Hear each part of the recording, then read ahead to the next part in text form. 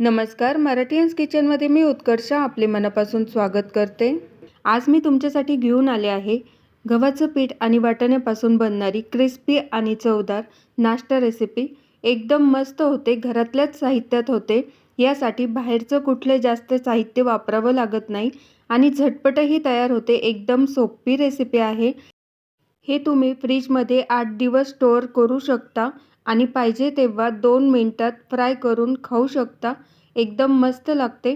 चला तर मग आपल्या आजच्या सुपर टेस्टी रेसिपीला सुरुवात करूया. सगळ्यात आधी मी इथे एका बाउलमध्ये अर्धा कप गव्हाचं पीठ घेतलं आहे. आता यामध्ये अर्धा कप रवा घ्यायचा आहे.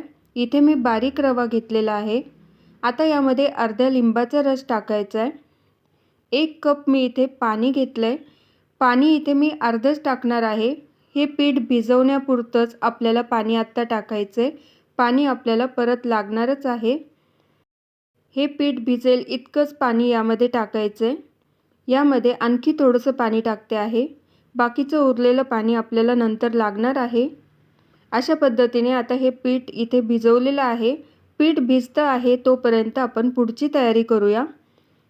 इथे मी मिक्सरच्या भांड्यामध्ये एक उभा चिरलेला कांदा, 1 वाटीभर वाटाणा,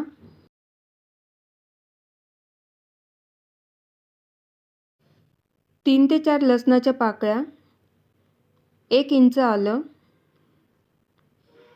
2 हिरव्या मिरच्या, 1 चमचा जिरे, 1 चमचा बडीशोप. आता हे सगळं आपल्याला जाडसर वाटण तयार करायचं आहे. अशा पद्धतीने आता इथे जाडसर वाटण करून घेतलं आहे. ते आता आपल्याला या भिजवलेल्या पिठामध्ये टाकायचं आहे. यामध्ये आता 1 चमचा चिली फ्लेक्स टाकायचे आहेत, पाव चमचा हिंग, अर्धा चमचा इथे गरम मसाला टाकायचा आहे, चवीनुसार मीठ टाकायचं आहे. आता हे सगळं व्यवस्थित मिक्स करून घ्यायचं आहे. हा नाश्ता जर तुम्ही पाहुण्यांसाठी बनवला तर ते सुद्धा तुम्हाला विचारल्याशिवाय राहणार नाही कसं बनवलं आहे ते. तुम्ही पण ही रेसिपी नक्की ट्राय करून पहा. एकदम मस्त होते. आता यामध्ये आपण जे उरलेलं पाणी आहे ते पण टाकणार आहे. अर्धा कप रवा आणि अर्धा कप गव्हाच्या पिठाला मी इथे 1 कप पाणी वापरलेलं आहे. आता हे सगळं व्यवस्थित मिक्स करून घ्यायचं आहे. मिक्स करून झाल्यानंतर इथे मी आपण जे केक बनवण्यासाठी भांडं वापरतो ते घेतलेलं आहे. त्याला आता आपल्याला तेलाचा हात लावून घ्यायचा आहे.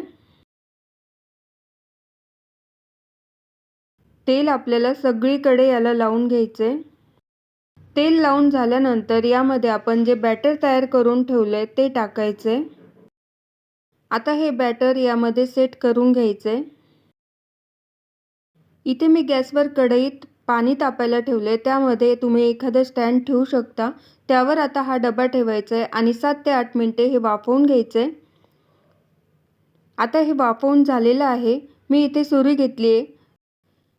सुरी यामध्ये टाकायची आहे आणि बघायचं आहे जर हे मिश्रण याला चिटकलं नाही तर आता हे व्यवस्थित शिजलेलं आहे. आता हा डबा मी यातून काढून घेते आहे. हे आता आपल्याला गार करून घ्यायचं आहे. तुमच्याकडे जर वेळ कमी असेल तर तुम्ही याला फ्रीजमध्ये ठेवूनही गार करून घेऊ शकता. आता हे व्यवस्थित गार झालेलं आहे. गार झाल्यानंतर याचे आपल्याला काप तयार करून घ्यायचे आहेत. अशा पद्धतीने आता मी इथे याचे काप तयार करून घेते आहे. काप करून झाल्यानंतर ते आपल्याला एका प्लेटमध्ये काढून घ्यायचे आहेत. तुम्ही पाहू शकता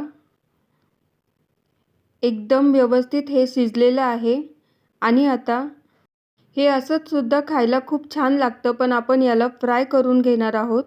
इथे आता सगळे काप तयार आहेत.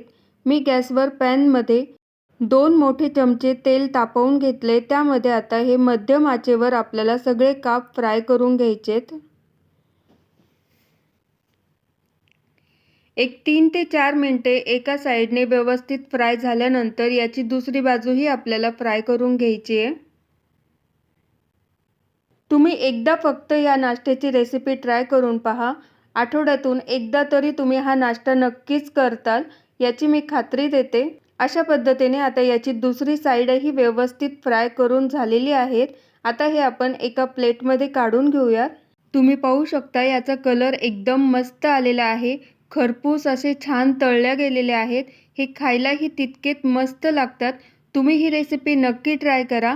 हिरवी चटणी आणि सॉस बरोबर याची चव आणखी छान लागते. घरातल्याच साहित्यात तयार होते. करायलाही खूप वेळ कमी लागतो आणि झटपट होणारी रेसिपी आहे.